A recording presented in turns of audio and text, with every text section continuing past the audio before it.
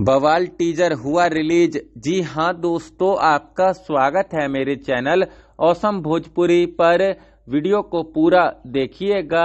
Video पसंद आए तो वीडियो को लाइक और चैनल को सब्सक्राइब कीजिएगा। दोस्तों, अभी से थोड़ी देर पहले खेसारी जी का गाना अभी बतिया बा का टीजर रिलीज कर दिया गया है एबी ट्यून यूट्यूब चैनल पर। और दोस्तों, इस गाने का टीजर काफी दमदार है, काफी बवाल है। दोस्तों, इस गाने के टीजर को काफी अट्रैक्टिव बनाया गया है और खेसारी जी के इस गाने के टीजर को देखने के बाद ऐसा लग रहा है कि खेसारी जी के इस गाने का वीडियो काफी शानदार होने वाला है। साथ ही इस गाने का म्यूजिक भी काफी बढ़िया होने वाला है और इस गाने में खेसारी जी और डिम्पल सिंह का जबरदस्त केमिस्ट्री देखने को मिलने वाला है।